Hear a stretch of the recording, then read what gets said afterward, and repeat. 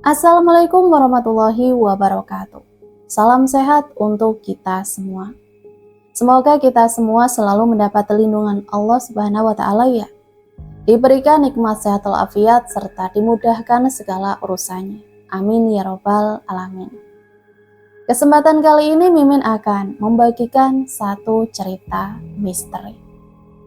Seperti apa ceritanya? Mari kita mulai.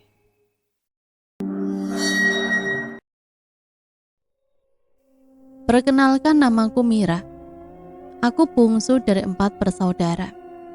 Aku berasal dari salah satu kecamatan di Kabupaten Bogor, Jawa Barat.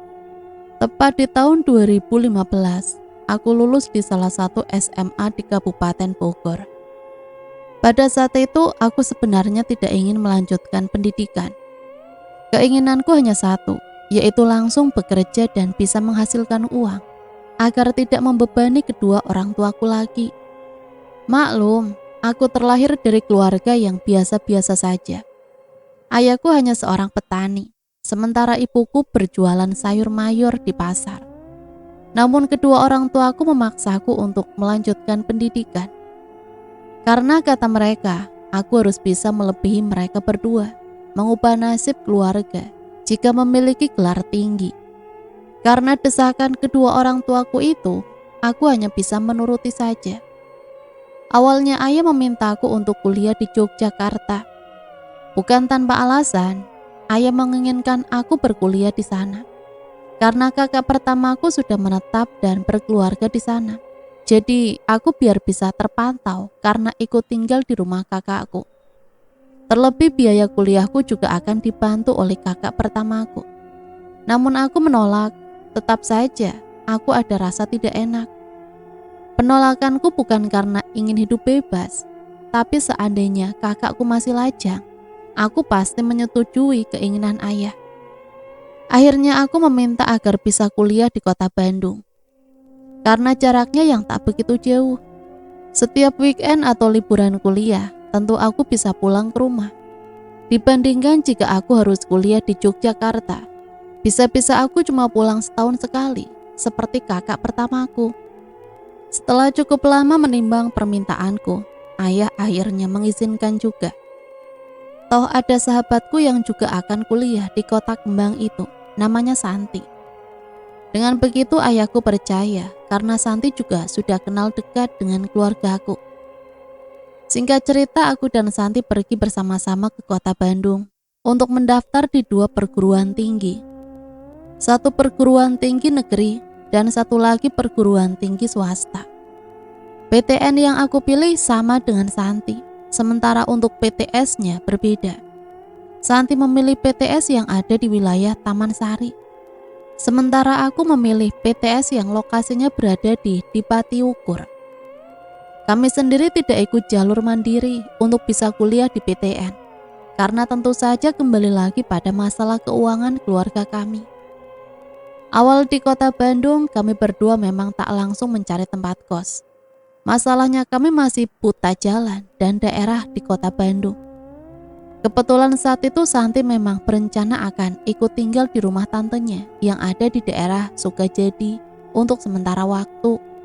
Dan bersyukurnya aku waktu itu, tantenya Santi mengizinkan aku untuk ikut tinggal juga. Kami tinggal di Tante Dita, panggil saja begitu. Setidaknya hampir 2 minggu sampai kami menemukan kos putri yang cocok. Kosan putri pilihan kami berada di daerah X. Akhirnya kami memutuskan untuk segera menempati kosan baru itu. Karena sudah merasa tak enak dan cukup merepotkan Tante Dita. Meskipun saat itu kami masih menunggu jadwal tes tertulis. Tante, Mira ucapkan terima kasih sudah diterima dengan sangat baik di sini. Maaf kalau Mira banyak merepotkan selama tinggal di sini, kataku saat pamit. Ah enggak, Tante justru senang. Setidaknya Tante ada teman beberapa minggu ini. Ingat ya, kalau sudah mengekos jangan pada nakal. Neng, nanti kalau ada waktu luang sering-sering main ke sini ya. Tante juga minta tolong, nanti kasih tahu juga lokasi kosan kalian, ya. Pintanya kepada Santi. Insya Allah Tante. Setelah berpamitan, kami arahkan kaki dan koper kami keluar rumah dari rumah Tante Tita dengan perasaan cukup sedih. Ini dikarenakan kami teringat dengan treatment Tante Tita kepada kami yang begitu luar biasa baiknya.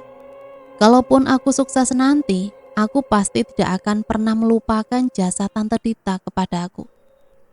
Tepat pukul 3 sore kami meluncur ke tempat kosan baru dengan menggunakan taksi. Tiba di jalan raya, kami akhirnya turun. Masalahnya, jalan menuju kosan tak bisa dilalui kendaraan roda 4. Kami pun akhirnya menyusuri jalan gang itu menuju ke kosan baru kami. Jaraknya tak begitu jauh dari jalan raya, palingan sekitar 80 meteran saja.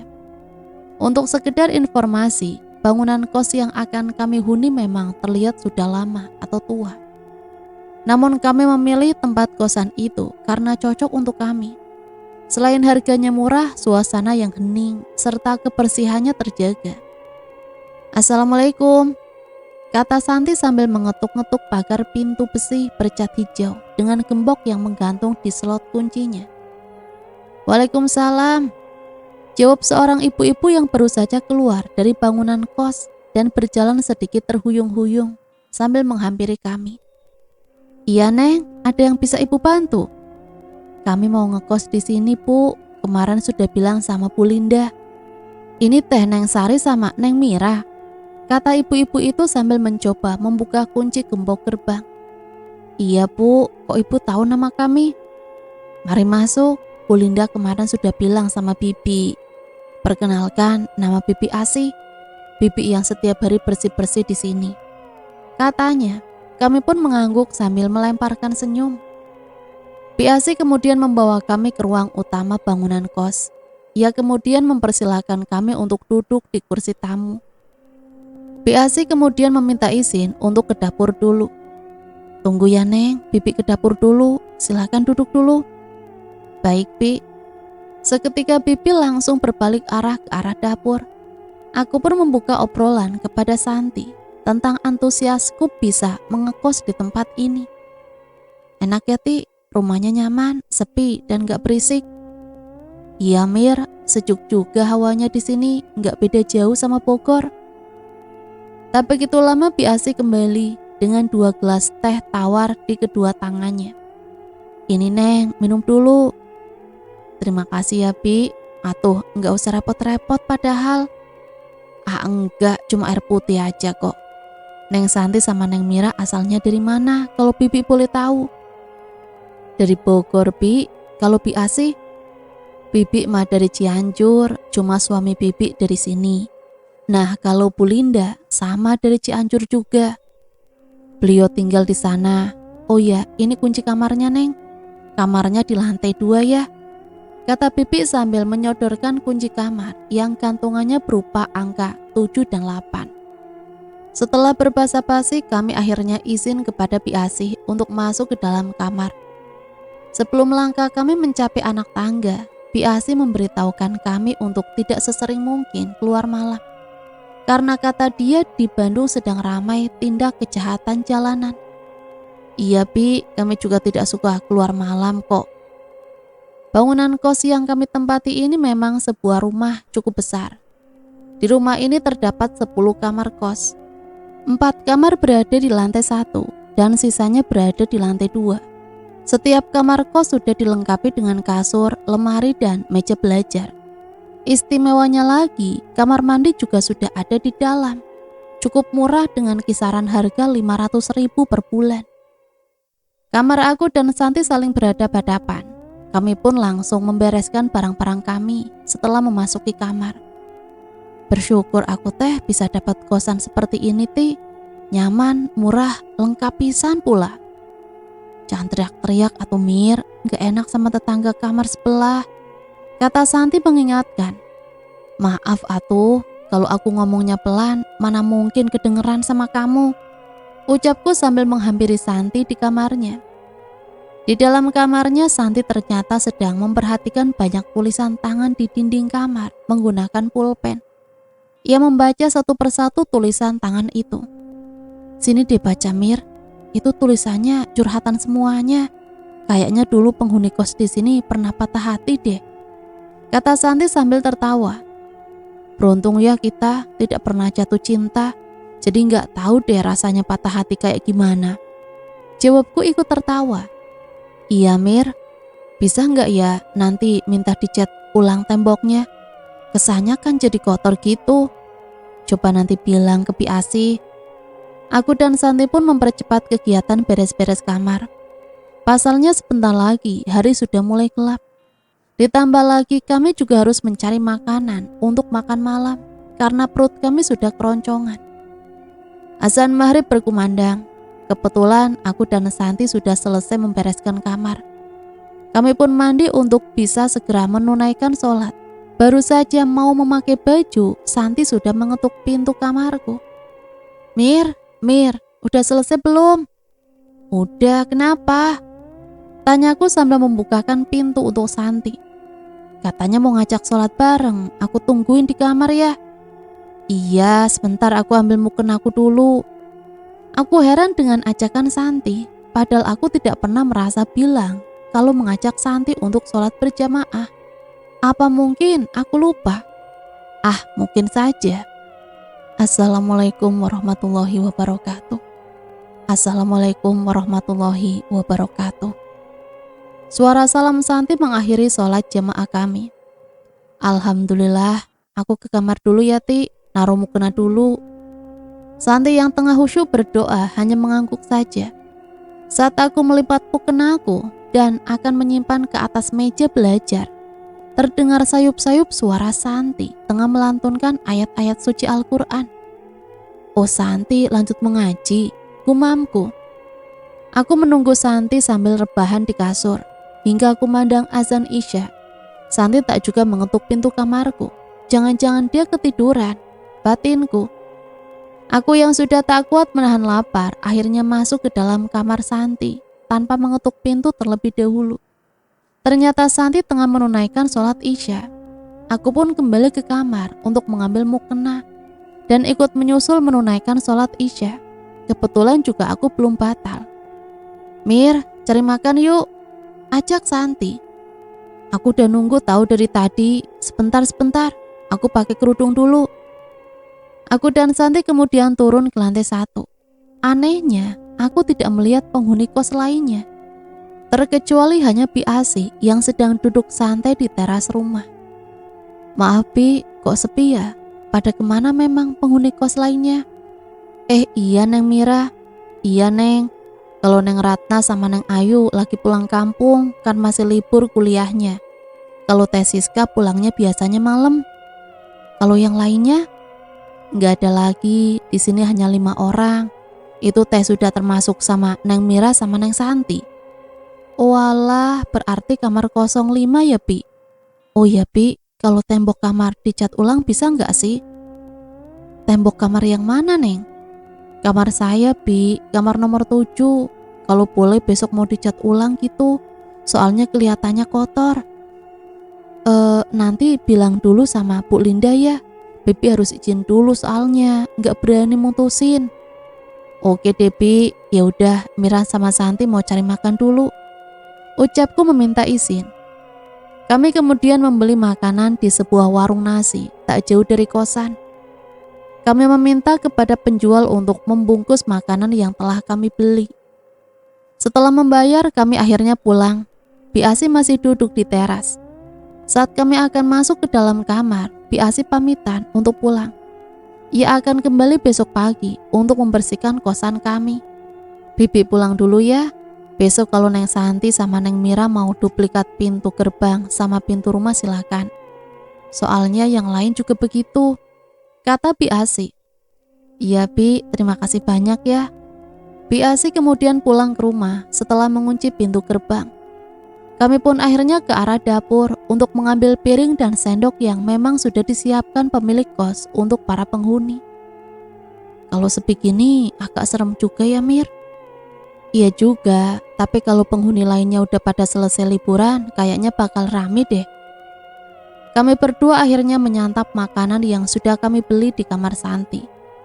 Baru setengah makanan aku lahap, aku tiba-tiba cegukan. aku kemudian bergegas untuk mengambil air putih di lantai 1. Aku nitip, Mir. Iya. Saat akan mengucurkan air putih ke dalam gelas, tiba-tiba aku mendengar suara langkah kaki dari ruang depan. Aku pun langsung menoleh. Ternyata ada seorang perempuan cantik yang tengah berjalan menuju ke arah tangga, menuju lantai 2 dengan mengenakan daster warna biru. Malam Teh, saya penghuni baru di sini, salam kenal. Aku menyapa dia. Perempuan cantik itu tidak bergeming sedikit pun. Ia hanya melemparkan senyum dan mengangguk padaku. Aku membatin, mungkin perempuan itu adalah Teh Siska yang diceritakan Bibi.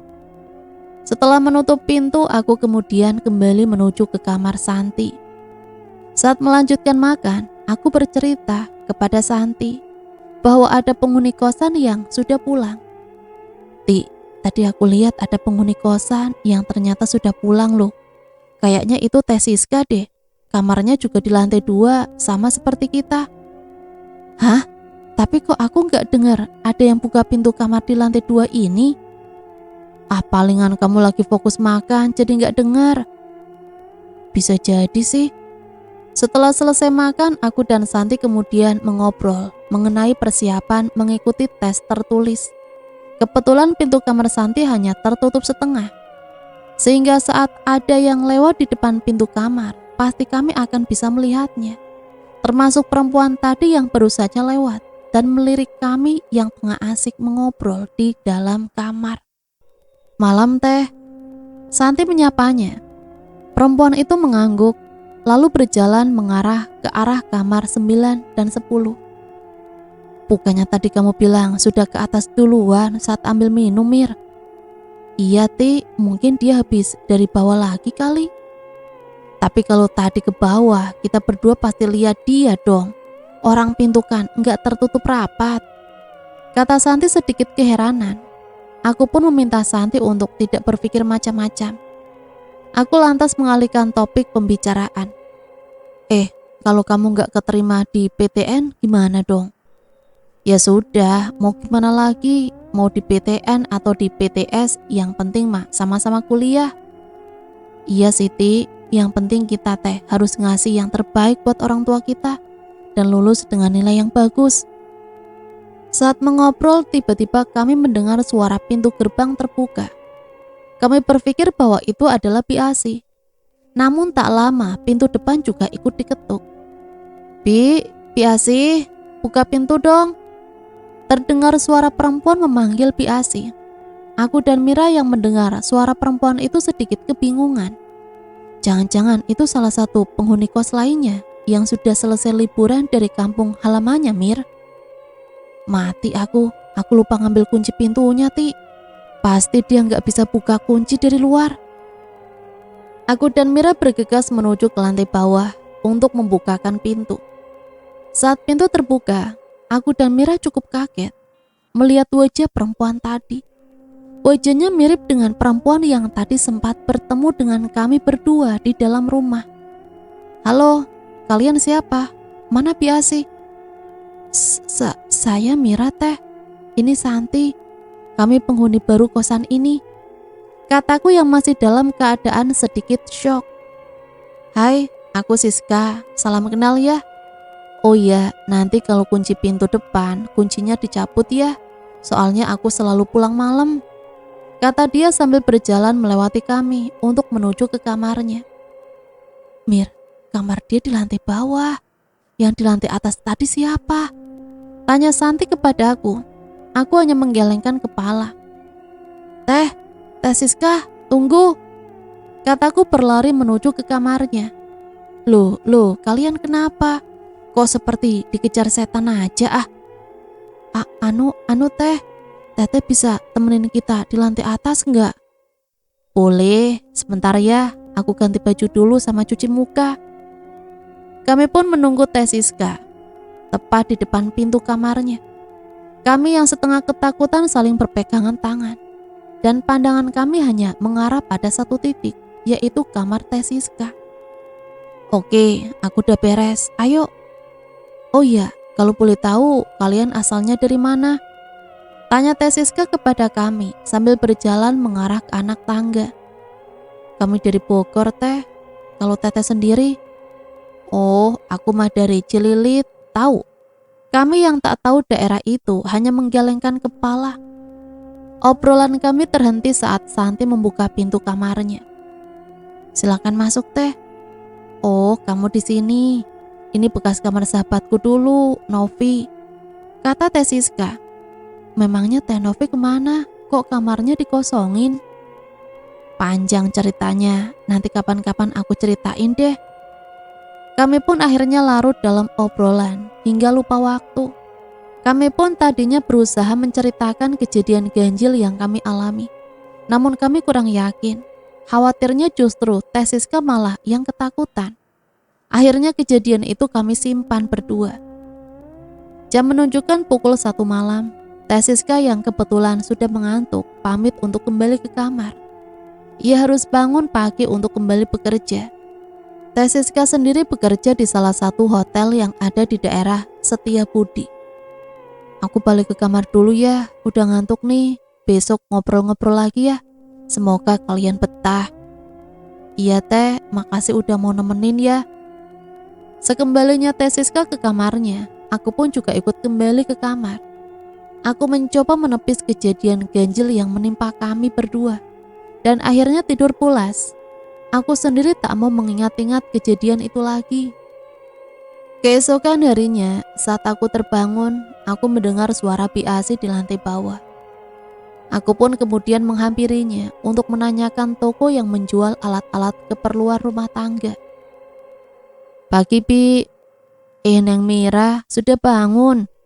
Iya Pi, ini juga kesiangan. Tadi gak sholat subuh, saya kecapean kayaknya. Teh Siska sudah berangkat. Oh, sudah kenal sama Teh Siska? Sudah barusan. Sudah Pi, semalam sudah kenalan. Oh iya, kalau toko yang jualan alat-alat rumah tangga di mana ya Pi? Rencananya saya mau beli beberapa keperluan untuk di dalam kamar. Banyak Neng, di pinggir jalan raya itu banyak toko yang jualan loh. Oh iya, Neng Santi belum bangun. Oh iya, tumben dia belum bangun. Biasanya rajin bangun pagi dia. Sebentar saya bangunin dulu ya Pi. Aku pun kembali ke lantai 2 dan langsung mengarah ke kamar Santi. Ti, Santi, bangun udah pagi. Siapa itu? Suara Santi seperti menggertak. Astagfirullah, ini aku Mira. Masuk Mir, pintunya gak aku kunci kok. Saat aku membuka pintu kamar, aku melihat Santi masih mengenakan mukena dengan posisi tidur tengkurap. Saat aku mendekat, Santi langsung menarik tanganku. Mir, malam ini pokoknya aku tidur sama kamu ya, please. Iya, emangnya ada apa ya? Nanti aku ceritain, aku mau tidur dulu sebentar. Tapi aku mau tidur di kamar kamu temenin aku ya. Santi akhirnya melepas mukenanya dan langsung menuju ke kamarku. Ia kemudian meminta izin untuk tidur sebentar dan meminta dibangunkan sekitar pukul 11 siang. Aku melihat Santi memang terlihat kurang tidur. Wajahnya pucat dan kantong matanya menebal. Setelah Santi tertidur, aku kemudian diam-diam keluar kamar untuk mencari sarapan. Aku membeli 2 bungkus nasi kuning di salah satu warung tak jauh dari tempat kosku. Tiba di kamar, aku pun langsung memakan nasi kuning itu. Sementara Santi aku biarkan tetap tertidur. Aku sendiri tak tega untuk membangunkannya. Setelah makan, aku merampungkan membaca novel yang belum lama ini aku beli di Bogor. Mir, bangun, kamu tuh ya jorok pisan. Habis makan bukannya diberesin.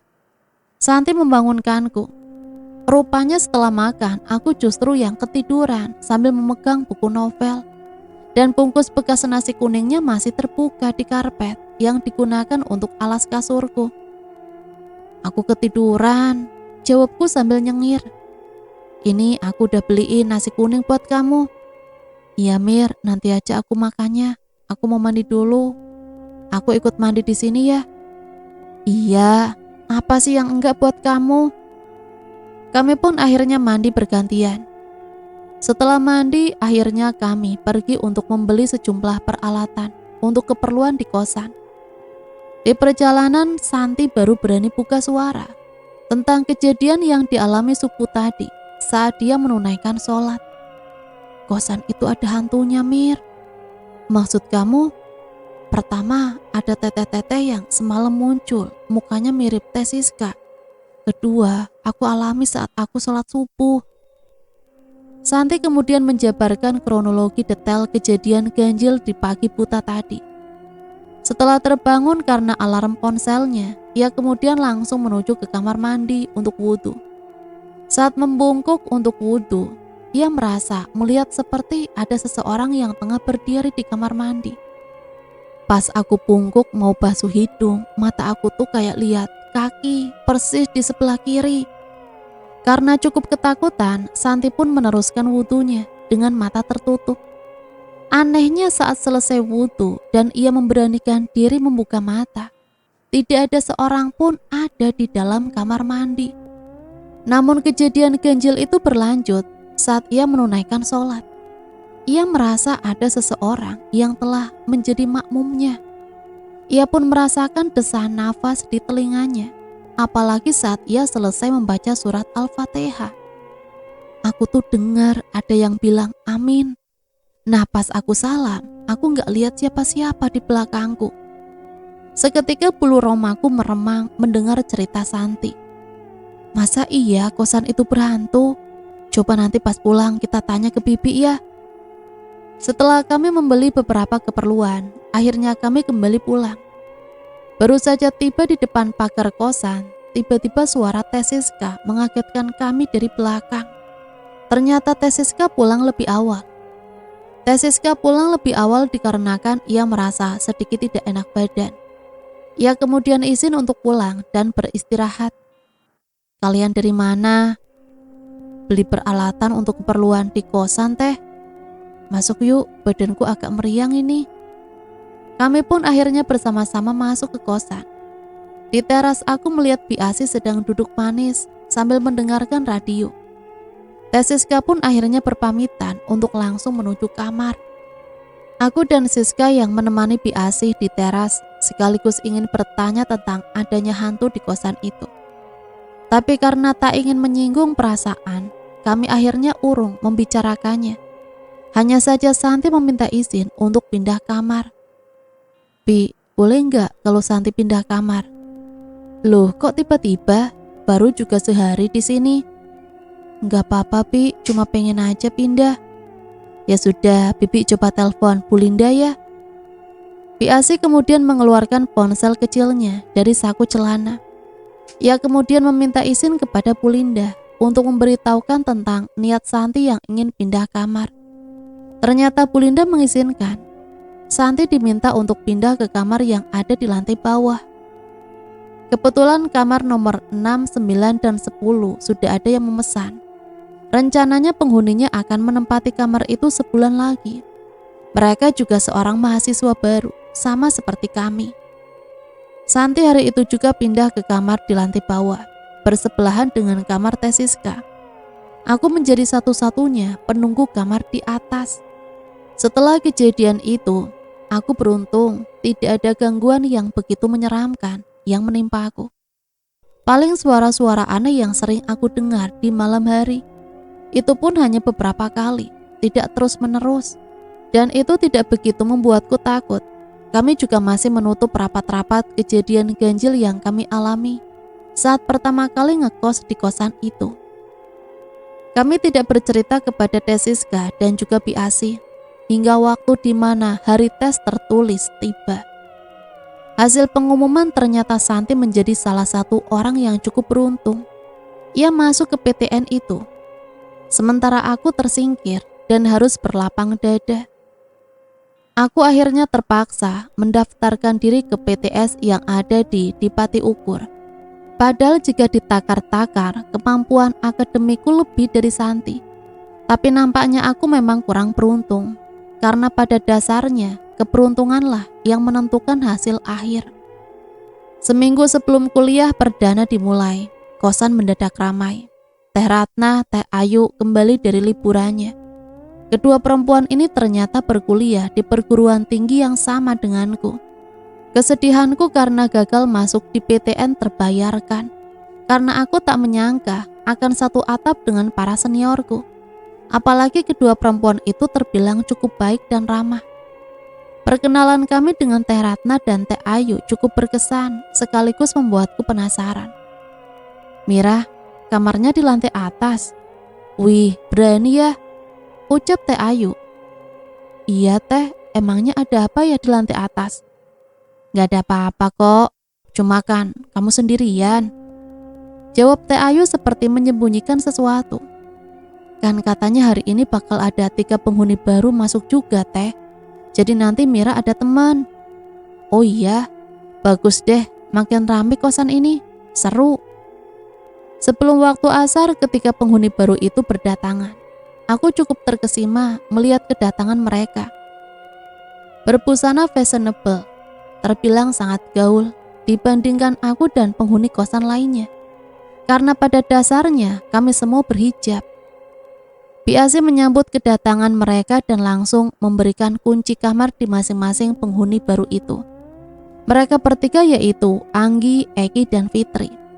Mereka ternyata berasal dari daerah yang sama, Jakarta, dan berkuliah di kampus yang sama di daerah Taman Sari.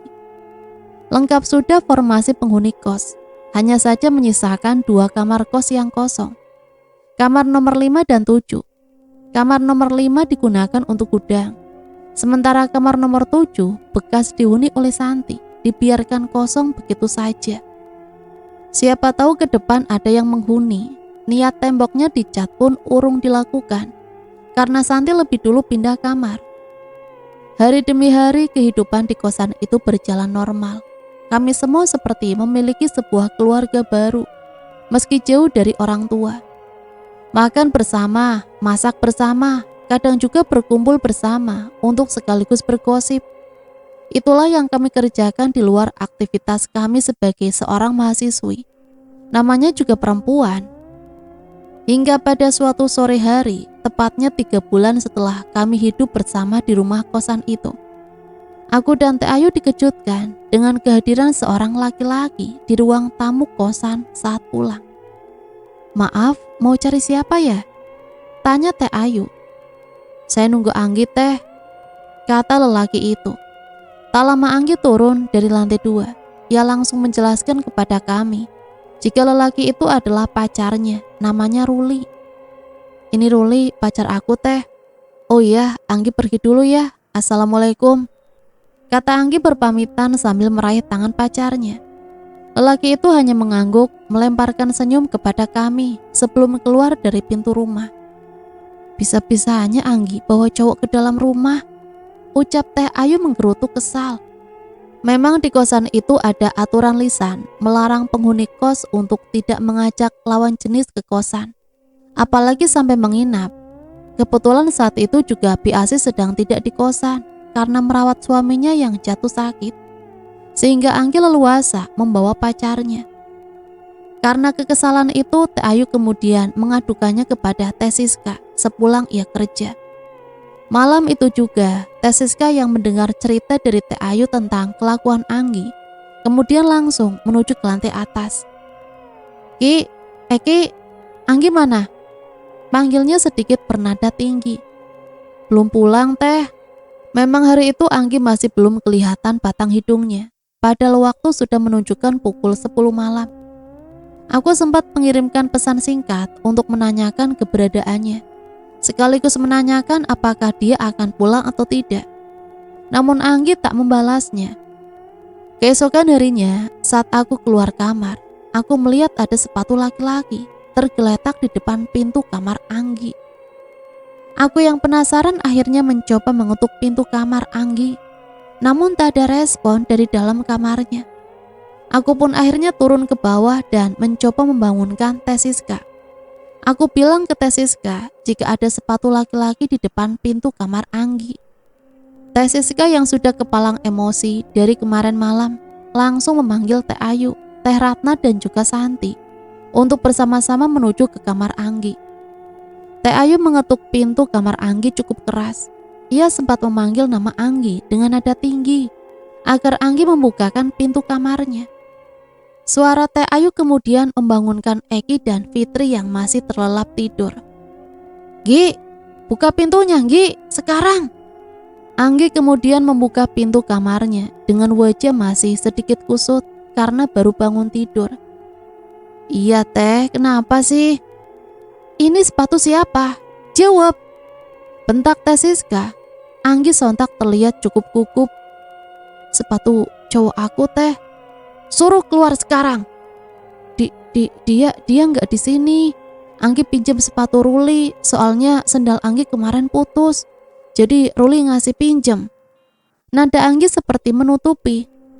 "Awas ya, bawa cowok nginep kosan. Kalau ada apa-apa sama kamu, Teteh nggak akan tanggung jawab." Anggi kemudian menutup pintu kamarnya kembali. Sementara yang lain ikut turun ke bawah setelah Teh Siska mengajak untuk berkumpul di ruang depan lantai bawah. Aku sendiri izin untuk gosok gigi terlebih dahulu. Saat masuk ke kamar, aku mendengar kegaduhan kecil di kamar Anggi. Aku juga mendengar ada suara laki-laki di dalam kamar Anggi.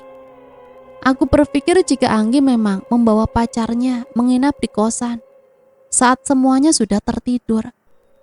Tapi karena melihat kemarahan Teh Siska saat melabrak Anggi tadi, aku pun merasa kasihan. Aku mencoba untuk menutupi kelakuan Anggi daripada dia diusir dari kosan.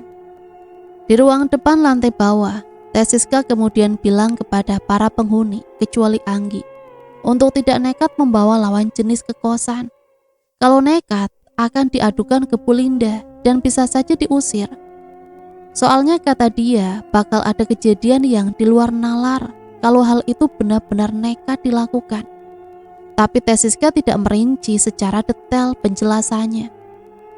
Kami pun semua bertanya-tanya, terkecuali Teh Ayu dan Teh Ratna yang sepertinya sudah mengetahui apa yang dimaksud Teh Siska. Saat masih berkumpul dan mengobrol, Bi Asi datang. Bi Asi pun kaget dengan suasana yang cukup menegangkan di ruang depan itu. "Ada apa, Neng? Tumben-tumbenan pagi-pagi sudah pada ngumpul." "Ah enggak Bi, cuma kumpul-kumpul aja kok," jawab Teh Siska menutupi. "Ya udah, Bibi ke dapur dulu mau cuci piring."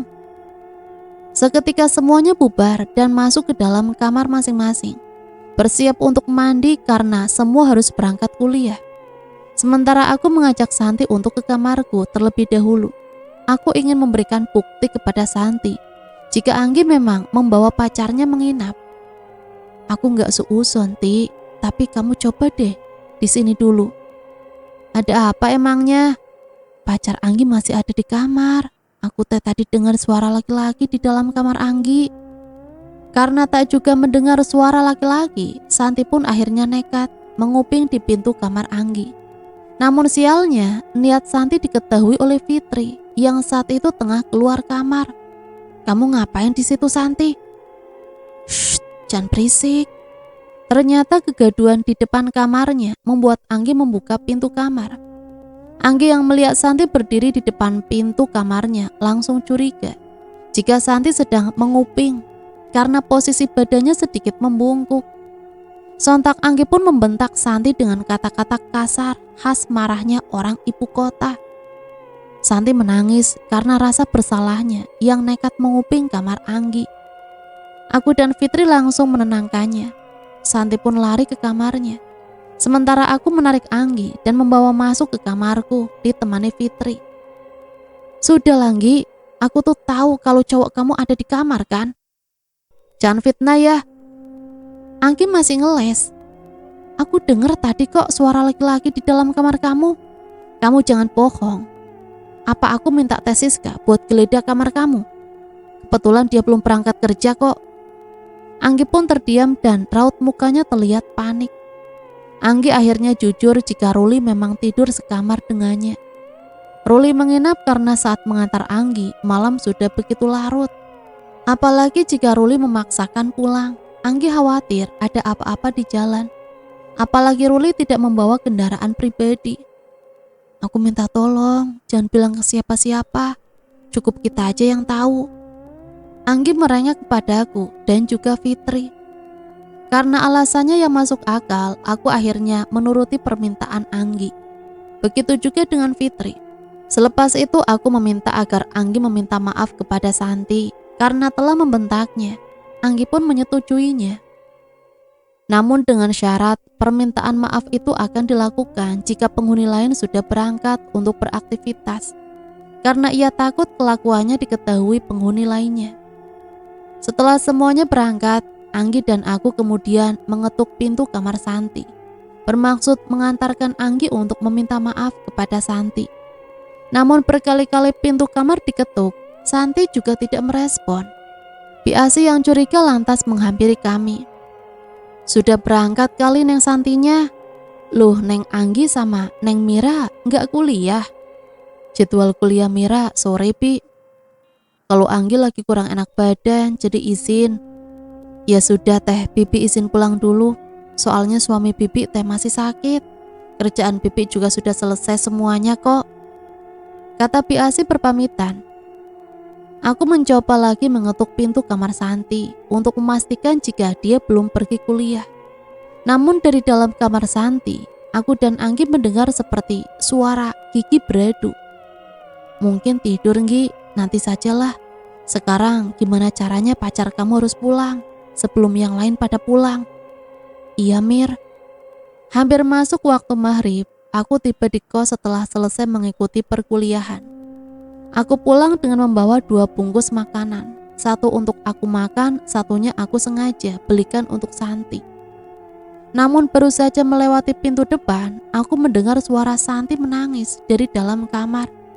Ternyata semua penghuni kosan sudah ada di ruang depan, terkecuali Teh Siska yang belum pulang dari kerjanya. Mir, dari tadi Siska nangis terus, kata Teh Ratna. Iya Mir, kami ketuk-ketuk, dia gak mau buka pintu. Aku pun langsung menuju kamar Santi untuk memintanya keluar dari dalam kamar. Santi masih saja enggan membukakan pintu. Suara tangisan Santi justru semakin keras, malahan sampai mengalahkan suara azan maghrib yang sebelumnya terdengar di telinga kami. Santi, istighfar, Ti. Anggi gak sengaja tadi, keluar dong. Aku ini udah beli makan buat kamu. Dari pagi kamu belum makan kan? Anggi yang merasa bersalah kemudian ikut merapat ke depan pintu kamar lalu meminta agar Santi keluar kamar. Santi, maafin Anggi ya. Anggi gak sengaja. Anggi gak ada maksud bentak Santi. Shh, diam kamu, ucap Santi dari dalam kamar yang membuatku dan Anggi kaget. Astagfirullahaladzim, sejak kapan bahasa kamu kasar gitu, Ti? Istighfar, keluar ya. Tangisan Santi makin terdengar keras. Kami yang mendengarnya pun kebingungan. Teh Ratna kemudian menyarankan agar Santi diberi waktu dulu untuk menenangkan diri. Sementara ia mengajak kami semua untuk sholat maghrib berjamaah di ruang depan. Sholat di sini aja yuk sambil nungguin Santi. Jarang-jarang kan berjamaah ramean. Ajakan Teh Ratna diiyakan seluruh penghuni. Teh Ayu yang menjadi imam, sementara kami semua menjadi makmum. Barisan saf makmum dibagi menjadi 2 karena ruang depan tidak begitu luas. Ditambah kanan dan kirinya terdapat sofa duduk. Syaf pertama makmumnya yaitu Teh Ratna, Eki dan Fitri. Sementara syaf kedua makmumnya aku dan Anggi. Baru melakukan gerakan takbiratul ikhram, aku mendengar suara pintu kamar terbuka. Aku pun membatin jika itu suara dari pintu kamar Santi. Di rakaat kedua, aku sedikit tidak konsentrasi dan khusyuk. Karena aku melihat ada seseorang yang ikut bergabung merapatkan syaf di barisan kedua, berdampingan dengan Anggi. Syukurlah Santi keluar juga, gumamku dalam hati. Assalamualaikum warahmatullahi wabarakatuh. Selesai salam, tiba-tiba saja Anggi ketakutan. Makmum yang tadi ada di sebelah Anggi ternyata sudah tidak ada di tempat saat mengucapkan kalimat salam dan menoleh ke arah kiri. Mir, kamu tadi lihat kan Santi ada di sini? Iya. Kok tiba-tiba nggak ada? Aku pun tidak bisa berkata-kata, dan dengan sedikit kebingungan, aku langsung menoleh ke arah pintu kamar Santi. Ternyata pintu kamar Santi masih tertutup. Yang lainnya ikut menoleh, sementara Teratna meyakinkan aku dan yang lainnya jika dia ikut mendengar suara pintu kamar terbuka. Awalnya ia juga mengira jika itu adalah Santi. Kami semua dibuat kebingungan. Jangan-jangan, kata Teh Ayu yang tak melanjutkan ucapannya, karena diberi isyarat oleh Teratna. Aku yang sedikit ketakutan pun akhirnya membuka mulut jika kejadian seperti ini sempat aku alami bersama Santi saat pertama kali menempati kosan. Aku pun menceritakan semua kejadian dari awal melihat seorang perempuan yang mukanya mirip Teh Siska, suara aneh, hingga Santi yang merasa diganggu saat melakukan sholat subuh waktu itu. Karena saking ketakutannya, kami akhirnya tetap berkumpul di ruang depan. Aku sendiri tak percaya bahwa kejadian ini akan kembali terjadi setelah berbulan-bulan lamanya kami hidup nyaman dan tentram di kosan itu. Teh Siska yang pulang sekitar pukul 10 malam keheranan dengan kami semua yang berkumpul di ruang depan dengan masih mengenakan mukena. Loh, kalian ngapain di sini semua? Tadi sholat maghrib berjamaah di sini Teh, tapi kami nggak ngelanjutin sholat isya karena kami di gang. Aduh, kata Anggi yang tak jadi melanjutkan ucapannya setelah kakinya dicubit oleh Teh Ayu. Ya sudah, Teteh ke kamar dulu. Santi mana? Di kamar Teh, lagi gak enak badan. Aku mencoba berbohong.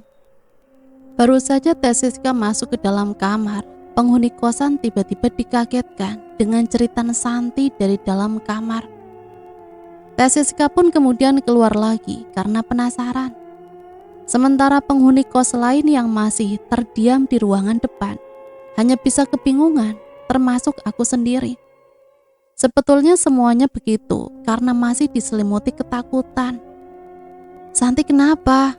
Kenapa kalian diam saja? Teh Siska menoleh ke arah kami.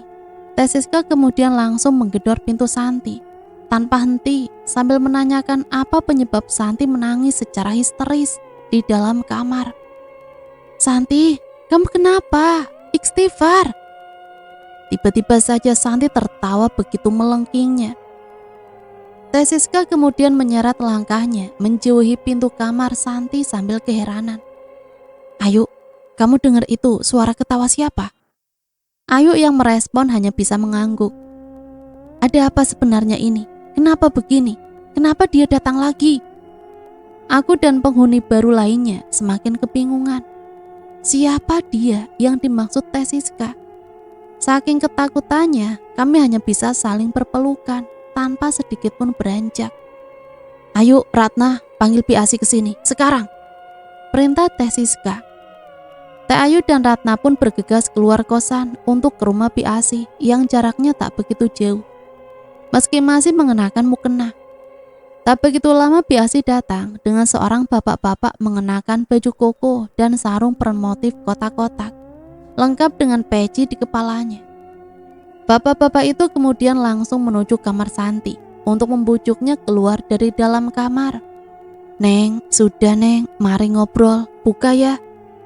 Santi masih saja enggan keluar kamar. Tangisannya semakin histeris. Tangisan Santi malah membuat tetangga mulai berdatangan yang penasaran ada kejadian apa di kosan kami. Ada apa Pak Sobar? Tanya seseorang kepada bapak-bapak berbusana religius itu. Nggak tahu Pak, kesurupan mungkin. Seperti dulu lagi. Kami yang semakin ketakutan karena mendengar jika Santi kemungkinan kesurupan, kemudian keluar dari dalam kos. Ternyata sudah banyak orang di luar kosan. Aku sendiri mendengar beberapa dari orang itu berbisik, menyebut-nyebut nama Novi. Hah? Novi? Bukannya itu nama teman Teh Siska? Ada apa dengan Novi? Siapa Novi sebenarnya? Pikirku dalam hati. Setelah sekian lama Pak Sobar membujuk, akhirnya Santi membuka pintu. Karena mendengar suara Teh Siska yang sambil nangis memanggil nama Santi, akhirnya kami pun masuk ke dalam. Kami ingin tahu kondisi Santi saat itu. Anehnya saat keluar kamar, Santi nampak terlihat biasa-biasa saja. Namun memang wajahnya seperti menyimpan kesedihan. Ia pun langsung dipeluk oleh Teh Siska. Santi dengan mata yang sembab kemudian menangis kembali di pelukan Teh Siska. Anggi yang merasa bersalah karena sempat membentak Santi, kemudian mendekat. Ia kembali mengucapkan permintaan maafnya kepada Santi. "Maafin aku ya Santi, aku gak ada maksud bentak kamu tadi," kata Anggi sambil menangis dan memeluk Santi. Santi pun hanya mengangguk. Kami akhirnya berkumpul dan bergiliran memeluk Santi. Aku pun kemudian meminta antar Biasi untuk membeli mie instan di warung.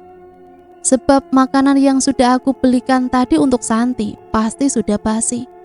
Karena Santi baik-baik saja, sejumlah tetangga yang datang ke kosan kami akhirnya bubar satu persatu, pulang ke rumahnya masing-masing. "Bi, saya pulang dulu.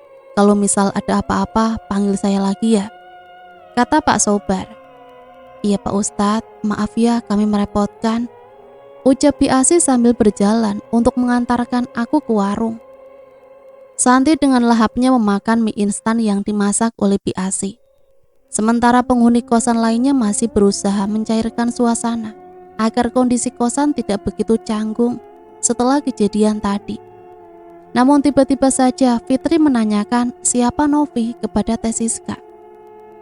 "Novi itu siapa Teh? Kok tadi tetangga pada bisik-bisik nyebut nama Novi?" Ternyata Fitri juga ikut mendengar banyak orang membicarakan nama Novi.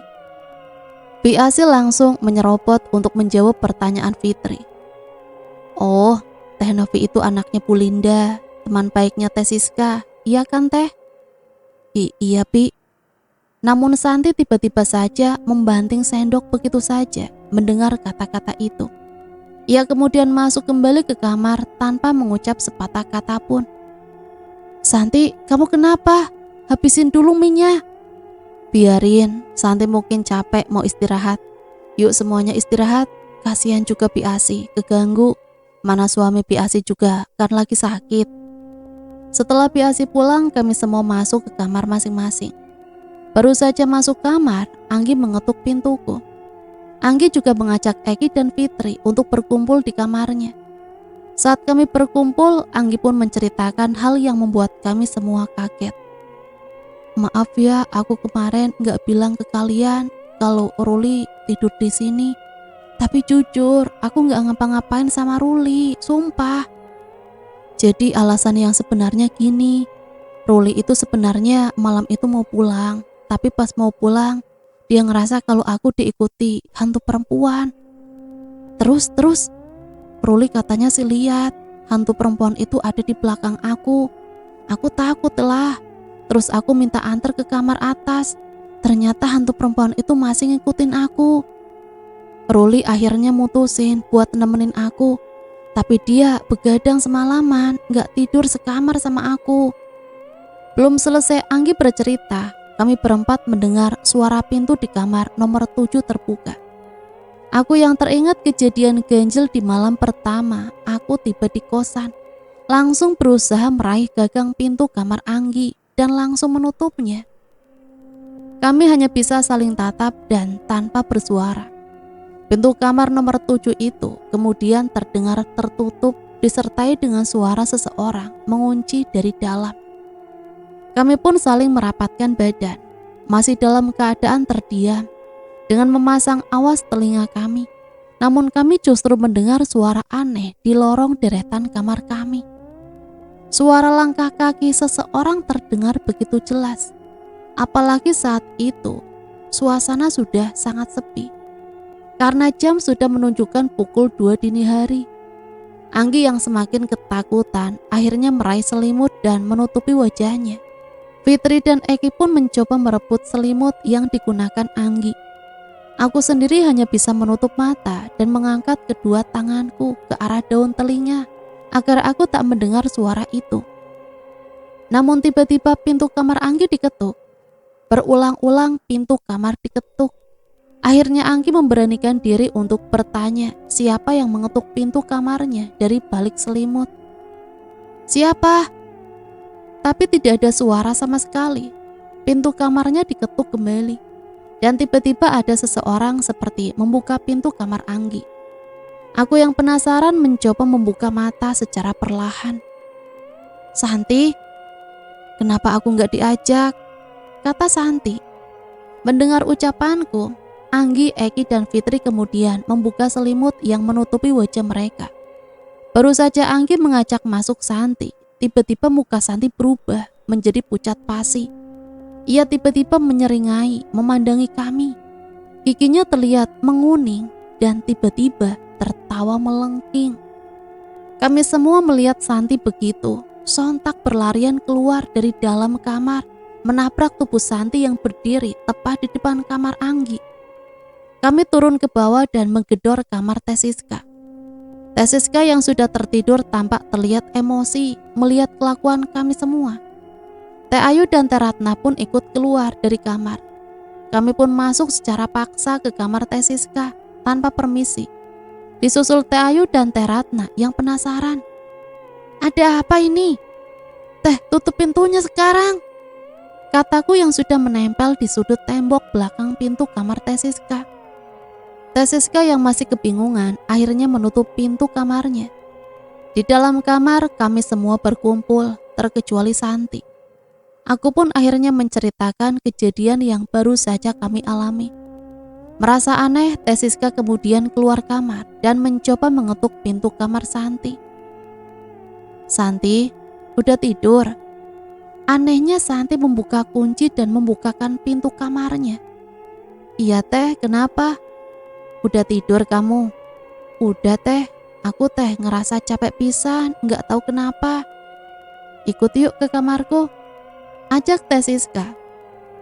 Santi akhirnya masuk ke dalam kamar Teh Siska. Kami yang ketakutan tak berani memandang wajah Santi. "Kalian semua ngapain di sini?" tanya Santi. "Kamu tadi ke kamar Anggi kan?" tanyaku memberanikan diri. "Kapan?" "Baru aja," jawab Fitri. "Orang aku dari sore tidur di kamar.